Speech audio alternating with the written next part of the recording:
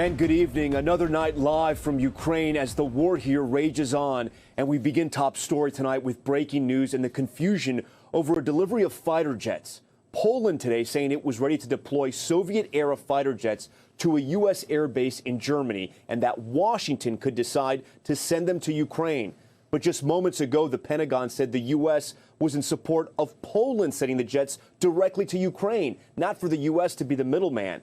Also today, President Biden announcing a U.S. ban on imports of Russian oil and natural gas, a significant blow to Vladimir Putin, but it could strain already record-high gas prices in the U.S.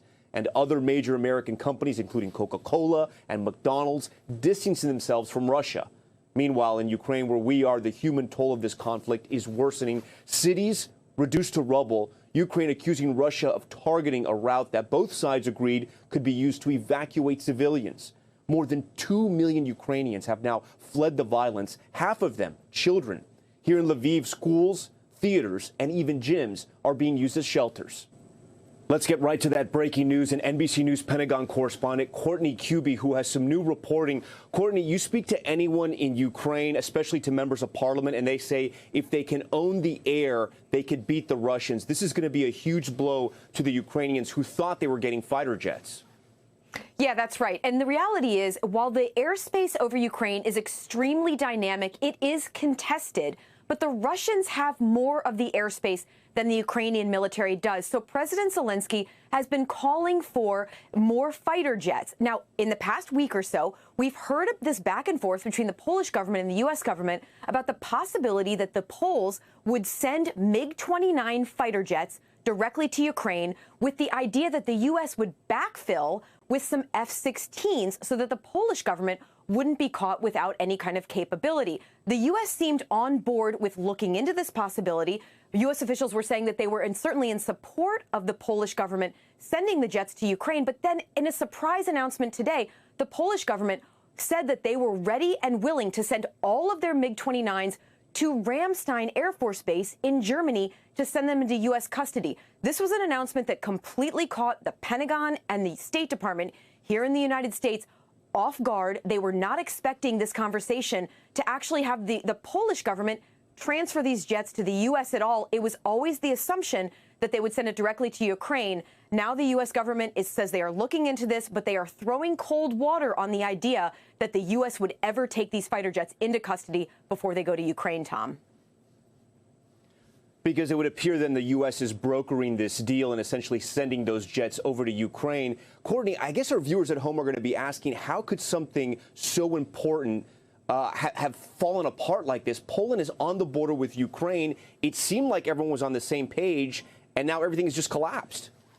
Yeah, that's right. So this is a logistical hurdle to get these jets safely into Ukraine in the first place. And the reality is, no matter who takes this on, it's going to be an extremely dangerous mission. Not to mention the fact that if Poland were to send these jets directly to Ukraine, would they then be more subject to any kind of Russian anger for being so directly involved in the battle there in this ongoing military campaign in Ukraine? So it seems as if the Polish government decided, well, we'll send them to the U.S. and into Germany, and then there's more of a distribution of the blame here and more of a distribution of the responsibility of the logistical hurdle here. But the reality is the U.S. government came out only moments ago, Tom, and said, look, we don't see the idea behind this sending these jets to Germany and into U.S. custody as really being a feasible one, not to mention the fact that the U.S. government doesn't just have a bunch of F-16s sitting in its stock that they can send over to Poland. So while this is something that's been in discussion for days, it does seem less and less likely that it's going to happen anytime soon at this point, Tom. Courtney Kube leading us off on that breaking news tonight. Courtney, thank you. The Russian assault on Ukrainian civilians remains relentless tonight. Airstrikes raining down on cities for another day. In Sumy, nearly 24 civilians killed, including children. And Russian troops slowly advancing towards Kyiv. Richard Engel is there. The threat of American and allied sanctions did not deter President Putin from launching this invasion. And new sanctions today show no sign of stopping it. Russia stepped up its strikes, hitting homes, killing civilians. In the northern city of Sumy, rescuers combed through rubble for survivors overnight. Ukraine says 2 children were among the dead. Russia is also devastating the suburb of Irpin on the edge of Kiev, driving thousands into the capital. Ukrainian forces have been holding out against Russian troops in Irpin, which is just on the edge of Kiev. But today, they've taken the decision to evacuate all the patients from the hospital and all the medical staff. Those coming out of Irpin today were shell-shocked. Andre walked out with his cat Simba. Big column of Russian vehicles just in our houses. But they were just firing at the buildings? Yes. He shared with us videos he recorded of a Russian tank below his window and another Russian vehicle on fire. Tonight, a senior U.S. defense official says despite Ukrainian resistance, including shooting down some Russian jets, Russia still has 95% of its combat power intact. Across Kiev, residents are bracing for a Russian onslaught. Miro Popovich served in the U.S. military and fought in Afghanistan. Now he's defending his hometown. Serving 3 years in the U.S. Army, I learned a lot about war. And for me to not be here right now and to run away, I don't think it's the right thing to do. People around the world have watched and been amazed, I think, by the spirit of the Ukrainian people to fight, to resist. Yeah. What's that all about? Where is that coming from? There is no way we're going to be under Russian government. There is no way we're going to go back to USSR or something like that. No. Richard Engel for us tonight. And as the war grinds on here in this country and the snow starts to fall tonight, the humanitarian crisis is deepening. An unprecedented number of Ukrainians have now fled this country. Their emotions are so clear, even with our language barrier. Tonight, 2 million refugees have escaped Ukraine. Half of them are children. And so many still trapped in the east, in crippled cities like Mariupol. Why shouldn't I cry, she says. I'm so sad about the people, the city, the children. Extraordinary situation. Right. And in Lviv, the mayor told me today his city is housing more than 200,000 refugees. It is new reality. It's in my home stay refugees. In your home, there's refugees Yes, yes. But he's frustrated, saying they're reaching a breaking point and need more help. International organization in this moment must be in Lviv, not in Poland, not in different countries, in Lviv. No tomorrow, immediately, we need immediately. Lviv, known as Ukraine's capital of culture, is now the capital of refugees. 25-year-old Alyona Yevtushenko and others are now calling this aerobic studio home. She fled from Kyiv. Days of living in a bomb shelter became too much. What has been the hardest part so far? The hardest part to understand that we are now safe here and our friends and family are not safe. She's grateful her mother and 8-year-old brother are with her, but they all want to know, when can they go back? He really wants to get home, and I also want to get home. But right now we can't. Yeah, you'll get home. You'll get home. I believe that 100% we will get home. Ukrainians and the world praying for that safe return. And for more now on this worsening humanitarian crisis in Ukraine, earlier tonight I spoke with a member of Ukraine's parliament, KYRA Rudik. She's the leader of the Holos Party and a woman the Russians really do not want to mess with.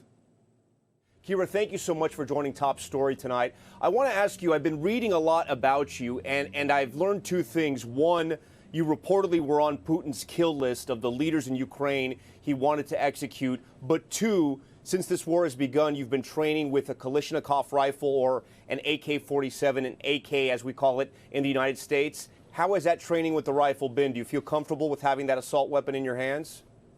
Well, I don't think one is ever comfortable handling the weapon. It's just like you have to get used to it. So at the time when you will have to use it, you will be able to without thinking too much, that all your body movements and body language would correspond to that, and you will have the right reflexes. This is why we have been training for 2 days every single day, along with my resistance team. And that's why every single day that we are winning of Putin not coming to Kiev, I'm getting better and better in running with it, firing it, training with it, and being able to fire it when the time is right. A lot has happened over the last week and a half, and as you go through this training, weapons training, I should say, have you come to peace with the idea that you may have to fight to your death to defend your country? You are right that a lot of happened during these 2 weeks. I have seen so much pain and suffering and death and unfairness that right now it's not even the question for me. The first day when I made this decision, it was the first day of war. It was rather to protect my motherland. And right now I want to make sure that this pain and death would never come to my home, that it would never come to my city, that I will be able to protect myself and the ones I love. So today you have seen that there was a boy who died in Mariupol of dehydration because the city is under siege and they were not able to get out. So it's 21st century right now, and we are in the center of Europe, and children are dying of dehydration because the peaceful convoy was not able to get out, because Putin promised 3 times that they will be let out and they were not. And every time the evacuation convoy would be trying to get out. Could you imagine those starving children and women who were without the food and water? They are trying to get out and they are firing bullets at them.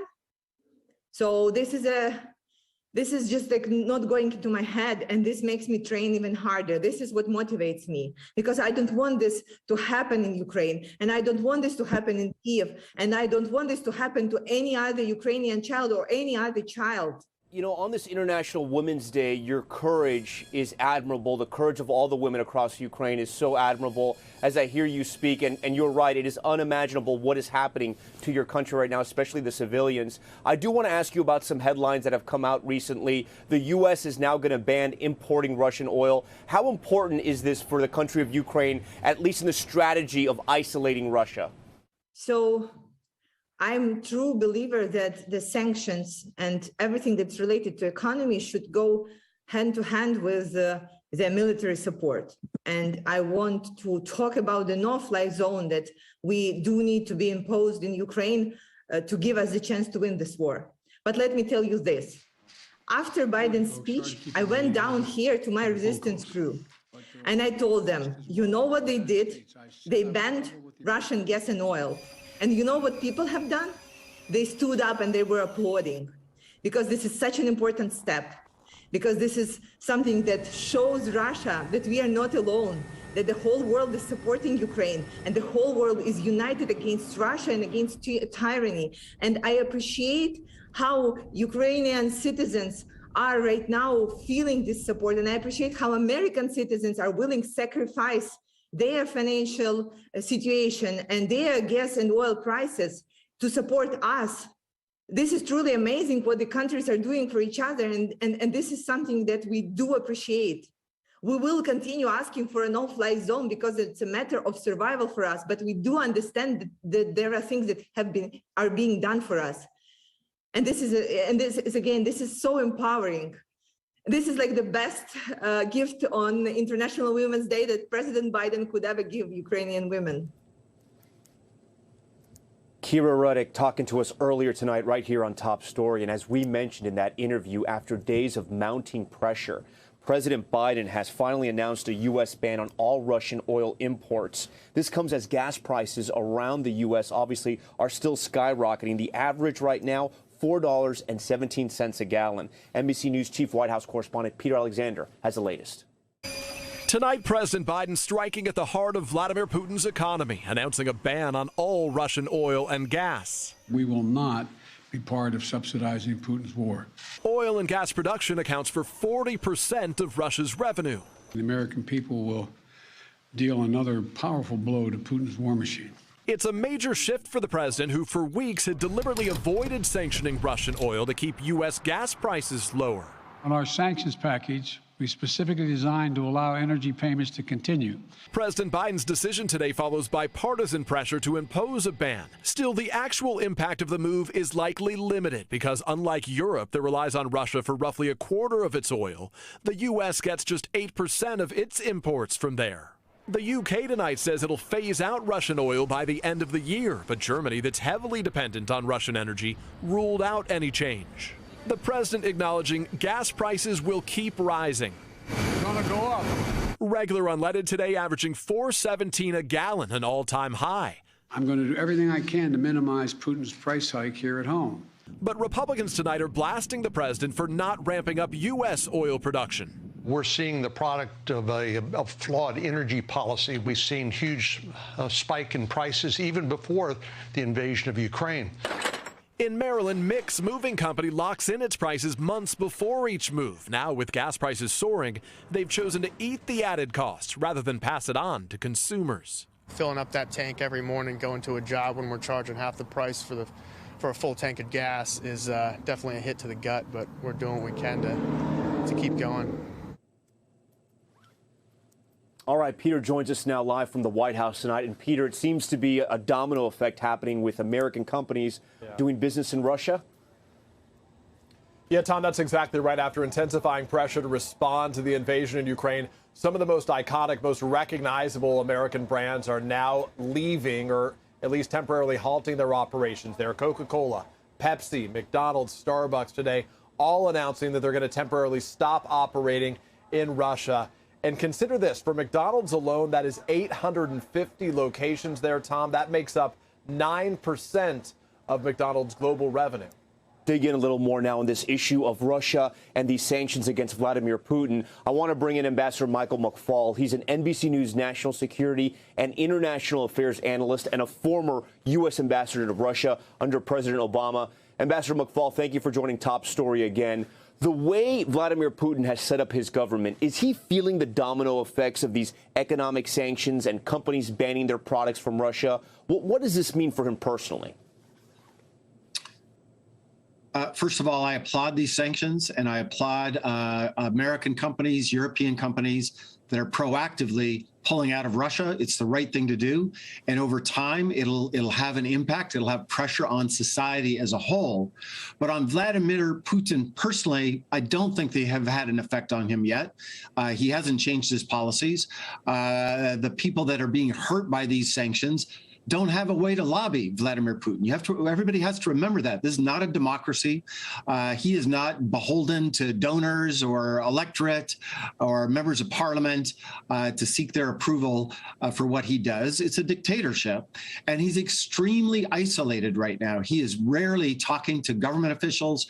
I don't even use the word advisor anymore to describe those around him, that he doesn't talk to them. And that's why it'll take a while before the pressure of sanctions translate into pressure on Putin personally.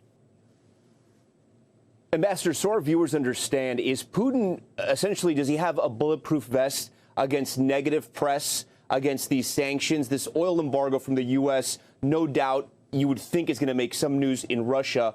But the more I talked to you, the more I was thinking about Vladimir Putin's actions before the invasion. He didn't really try to sell this war to the world. He didn't really try to give any kind of justification. He just went and invaded. Does he care that all of this is happening around him? Well, he most certainly doesn't care about international public opinion. I think that's a mistake we've been making for years. People keep saying, oh, he'll be embarrassed by this. He'll lose respect. He does not care about the Western world. There's only one leader in the world he cares about. That's Xi Jinping. But domestically, that's an interesting metaphor, because remember, he does control the airwaves. He's now shut down the last couple of independent places, a radio station, Echo Moskvy, TV Dozhd. He is shutting down Facebook and Twitter, and there's even rumors that he might shut down the entire internet. And that means that the flow of information to Russia is very difficult right now. Smart, educated, middle-class, urban people will use VPNs and figure out how to get news from abroad. That will happen, but the majority of people are not seeing that news. They won't even hear the news about the end of importing Russian oil to the United States. Most Americans will not hear that news today. Excuse me, most Russians will not hear that news in Russia today. You've met Vladimir Putin before. You've studied him. I know we've discussed this before. Nobody can predict his moves. He seems to be in a different headspace right now. But if he feels cornered, what do you think he will do? Do you think he will invade more countries, or do you think he will just sort of bring even more power and more military strength against Ukraine? Well, tragically, when he's cornered, he doubles down. He doesn't negotiate. At least that's the history so far. I hope and pray this is a different scenario, and any attempt that can be made to give him an off-ramp and a negotiated out, including lifting sanctions in return for him leaving, the United States and the world should off-ramp, because the goal, the ultimate goal, has to be to end this war. Having said that, that's what I want. What I believe will happen is he'll continue the war in Ukraine. I'm not worried about other countries just yet. I think he's got a major military challenge to destroy the Ukrainian military, as he calls it, and to denazify the Ukrainian government. He calls it, that's his words, not mine. And I just fear that he will use more brutal tactics to do that. And eventually to maybe get tragically to where you are right now. I think listening to him speak, it sounds like he wants to go in throughout the entire country, not just the limited part in the east that we were once hoping for. Ambassador McFaul for us tonight. Ambassador, thank you. We want to follow up now on a story we brought you last night. Hundreds of Indian students trapped in northeast Ukraine, while their country says many of them have been evacuated. We know now tonight that some of them are making the dangerous journey out of that war zone right now at this moment, and the road to safety increasingly uncertain at times. Our Zincle Esamwa has that story. Tonight, international students trapped in Ukraine finally evacuated out of the war zone. Since Russia's invasion began, students pleaded for help. We are afraid. And for food and water. It's 2022 and you had to melt snow for water. How does that feel? It feels like we're in Stone Age. Now, this convoy of students fleeing the region during a temporary ceasefire on Tuesday, according to India's government and student accounts. India says there were about 700 Indian students stuck at Sumy University by the Russian border, with as many as 1,700 foreign students still in the dorms.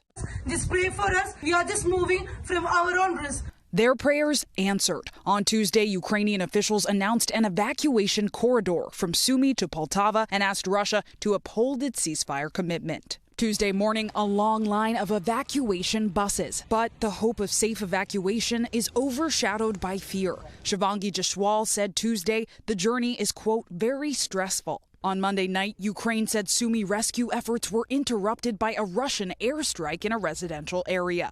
Verified video shows a rubble-filled Sumy with just a few trees and buildings standing. Still, the Indian government says it successfully evacuated students, while others, like Jaiswal, say as of Tuesday, they are still in transit with no idea about their routes. Before her journey, we spoke to her. What do you want the world to know about what's happening to you and other Indian students who are stuck in Ukraine? I want the world to stop this war.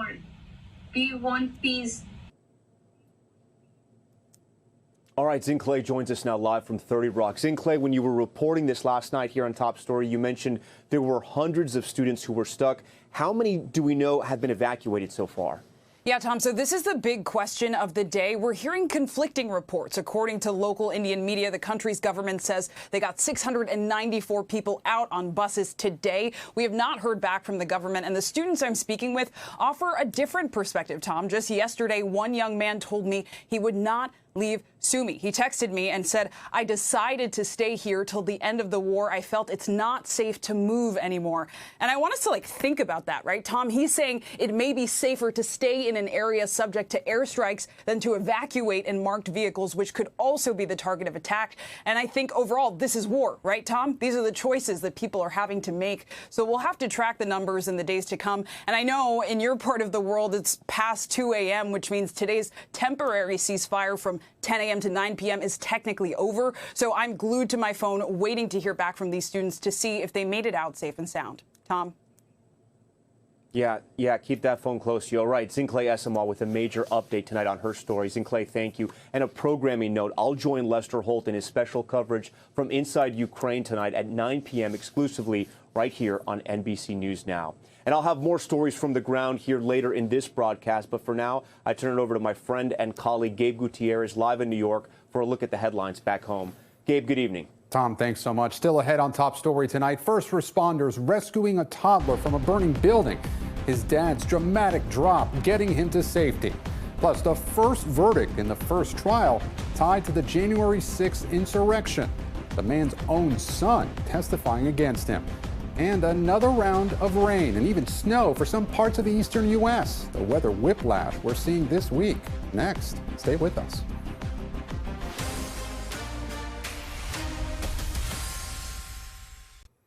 We're back now with the severe weather sweeping the nation. Take a look at this. New video shows the moment that a deadly EF4 tornado touched down in Norwalk, Iowa over the weekend, ripping the doors off this public works facility. Those winds reportedly reaching a devastating 170 miles per hour. And in Pennsylvania, severe thunderstorms rolling through last night, whipping rain and damaging straight-line winds hitting the East Coast ahead of a new storm system that's set to dump more rain and snow on the region. NBC News meteorologist Michelle Grossman joins us now for more on the track. So, Michelle, how's this timing out? Hi there, Gabe. So good to see you. Well, we are starting to see the rain falling in the south. That's going to move up to the north and east, but so many of us went from shorts to sweaters. So we're seeing a lot of cold air in place, and that will set the stage for some snow. So we're back to winter. We're making a rewind. Let's go ahead and take a look at the maps here because cold for so many of us. We were at 80 degrees yesterday in D.C., dropping 39 degrees, 41 tomorrow. And then look even further west. We are looking at frigid air where you see the pinks and the purples. Teens in Jackson, just 17 degrees tomorrow. And then cold on Thursday once again, 29 degrees in Rapid City. That's 17 degrees below what is typical for this time of year. And that's important because that's setting the stage for another storm and more snow. So we're looking at some rain in the south, looking at some embedded thunderstorms as well, where you see the yellows, the reds, that's the heavier rain. And we are anticipating some flooding there as well because we're seeing rounds of rain over the next several days. As this plays out as we go throughout tomorrow, heavy rains and storms across the southeast. We even have a slight risk for severe storms. I'll show you that in just a minute. And then as cold air filters in behind the storm, we're looking at wet snow in the northeast, and we could even see some snow in New York City, places in northern Maryland, also just west of Philadelphia. So we do have winter weather alerts. That's in the white here for Binghamton, Scranton, Lock Haven, down in the higher mountains of West Virginia and Maryland. So your snowfall forecast, anywhere from 2 to 4 inches. We're not looking at a lot, but we could see higher amounts up to 5. And then we'll end here with our slight risk. We could see some severe storms from Albany to Charleston, Savannah, where we could see winds gusting up to 60 miles per hour. Gabe? Michelle, just incredible. Talk about weather whiplash. We were so warm yesterday here in New York, and now we're talking about snow tomorrow. Michelle, thank you. In New Jersey, an apartment fire with a toddler trapped inside. A father forced to make a potentially dangerous decision to save the child's life and was all caught on camera. NBC's Priscilla Thompson has the frame-by-frame breakdown of those harrowing moments. Pass the baby down. Pass the baby. Pass the baby. Tonight, incredible video of a father's split-second decision, tossing his 2-year-old son from a second-floor window as plumes of smoke engulfed their New Jersey apartment on Monday. We thought the building was evacuated, and there's somebody at the window, and then, oh my God, he has a baby. Cell phone video shows the 2.5-year-old boy briefly hanging from the window before falling into the arms of 4 first responders. Next, it was the father's turn, climbing out of the window head first, rescuers and bushes helping to break his fall. We knew that we had to act fast, that there wasn't a time to mess around, and the smoke was coming out so fast. Smoke and flames had already consumed the balcony of that same apartment seconds before the father and son escaped through the window. First responders say they tried to get everyone out of the 24-unit building. Just pounding on the door as hard as you can and fire, get out, get out. The father was sleeping at around 8 a.m. when the fire erupted. The fire marshal says the fire was not suspicious, though no word on the cause as officials continue their investigation. Images from above show just how bad things could have gotten with 2 people trapped inside. Be able to do that, and for that child and that father to be able to be safe and go on, it feels good. Both the father's quick thinking and first responders applauded for their efforts. Dozens have been displaced, but that toddler doing okay, seen running around just after the harrowing rescue. Priscilla Thompson, NBC News, New York.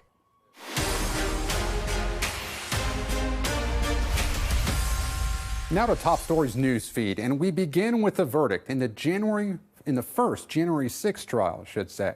Texas militia member Guy Reffitt was convicted on all counts, including obstruction of an official proceeding and transporting a firearm in support of civil disorder. Photos and video from that day show Reffitt leading a mob up to the steps of the Capitol. Reffitt's son testified against him, saying his dad threatened him and his sister if they turned him in. Reffitt's wife says they plan to appeal. Next, new dashcam video showing an alleged drunk driver hitting a Florida trooper head-on. You can see the high-speed crash from Sunday right here. Officials say the driver failed to stop at a roadblock for a 10K race. The trooper put her car right in the path of that driver to try and stop her from hitting runners. Both the trooper and the driver were hospitalized. The driver is facing DUI charges. Police in Des Moines, Iowa, arresting 6 teenagers in connection with a drive-by shooting outside a high school. A 15-year-old boy was killed and 2 female students were hurt in that shooting Monday. They're still in critical condition. Police say the boy was the intended target. The suspects are facing murder and attempted murder charges. And Congress just passed a bill to make lynching a federal hate crime. The Emmett Till Anti-Lynching Act was named for the black teen kidnapped and murdered in 1955. This bill would make it possible to prosecute crimes as a lynching when a hate crime results in death or serious injury. President Biden still has to sign it into law. Next tonight, to California, and the mother released on bond after she was charged with faking her own kidnapping and collecting tens of thousands of dollars in donations when she returned. NBC News national correspondent Miguel Almaguer has the latest.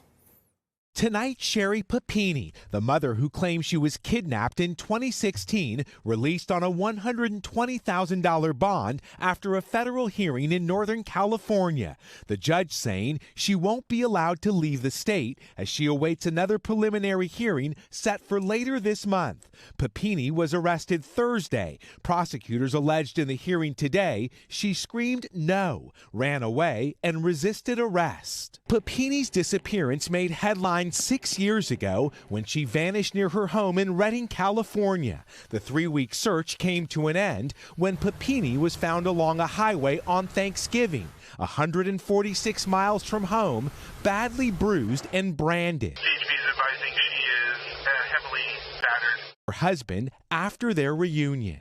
The bruises were just intense. Authorities now say she made up an elaborate hoax, then collected tens of thousands of dollars in donations after her homecoming.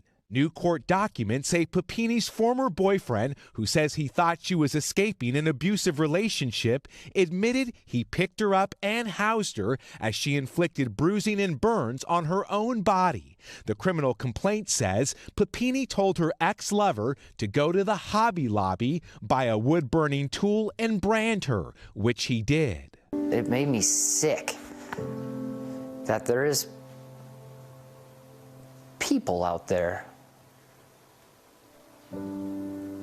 that could do something like this. After Papini says her abductor set her free, she described them as 2 Hispanic females who played mariachi music during the ordeal. On GoFundMe, Papini's family raised over $49,000, collecting another $30,000 from a victims' compensation board. Federal prosecutors claim the GoFundMe money was used to pay off Papini and her husband's personal credit cards. The Shasta County Sheriff saying in a Facebook Facebook post that Papini also cost taxpayers at least $150,000 for resources to investigate her, quote, knowingly false claims and staged abduction.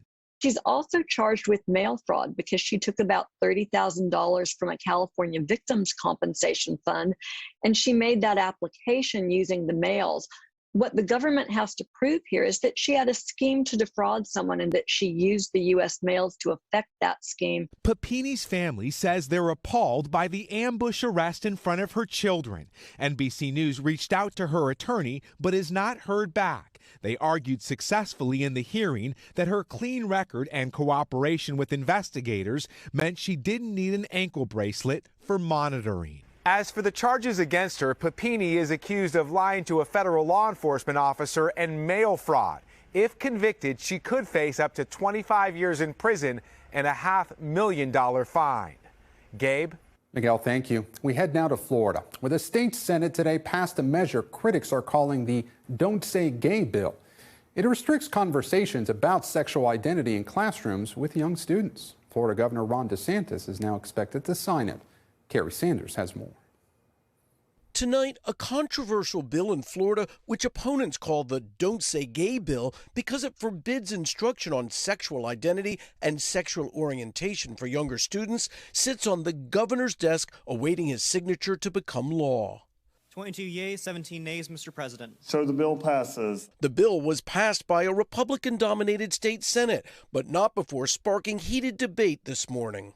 This bill says, parents, your right to raise your children does not end when they walk into a classroom. And to those who think you can legislate gay people away, I'm sorry.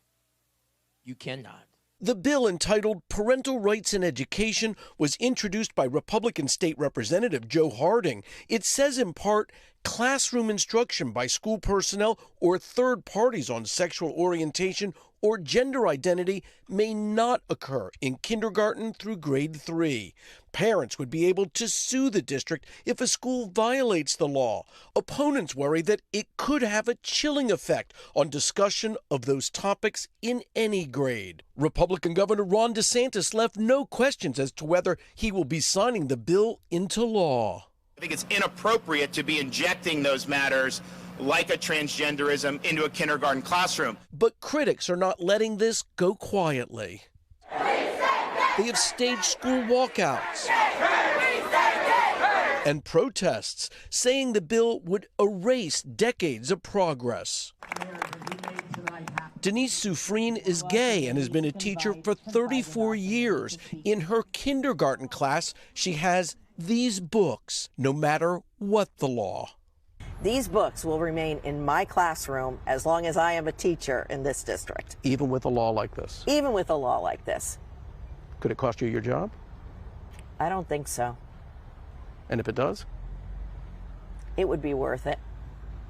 If Florida's governor signs this bill into law as is expected, it will take effect in July. And while there has been extensive protests and attention to the so-called Don't Say Gay law in Florida, 8 other states are considering similar legislation.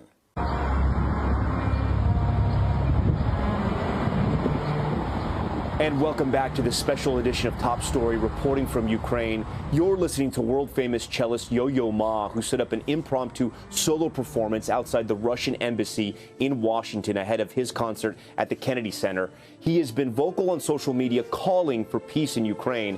As we've reported, Russia's deadly invasion has prompted 2 million refugees to flee, but some people are traveling into Ukraine, bringing supplies and even going into the fight. Sky News' Alistair Bunkle has that report from CRED. It is already Europe's worst refugee crisis since the Second World War, and this conflict isn't yet 2 weeks old. Ukrainians are leaving their country any way they can. This was a ferry crossing the Danube River in the south of the country. No one that we've spoken to wanted to make this journey, and they all blame one man. How do you feel about terrorists? I feel the same to Vladimir Putin. I feel okay about Russians. I have a lot of relatives in Russia. I studied in Russia for 4 years. I feel okay about this country. I feel bad about the president and the government in general, because it's not fair to the nation, to his and to our. This is what it's like travelling the other way. There are a few people making the journey, taking supplies into Ukraine or going to fight the Russians. Twice I've taken supplies with the bus, and now I took the bus to go and bring some more. In peacetime, this was a wedding hall at a smart hotel. It is now a refuge for families broken up by war. That's where donations are from people. We also have posters there as well. And people are arriving constantly, yes. They come and go, come and go, come and go every day. For some of them, it is a chance to sleep, the first they've had in days. They huddled together around mobile phones to listen to President Zelensky's latest address, rallying calls to a nation under fire. Oksana was a teacher in Kiev. Her husband, a theatre actor, has stayed behind to fight. Having fled herself, she is now helping other refugees. I was so scared about how it would be here, so many refugees, so many people, and so cold. But yesterday, when I come through the border, with all these people, all these Romanian people, like angels, they took us with their wings, yeah, and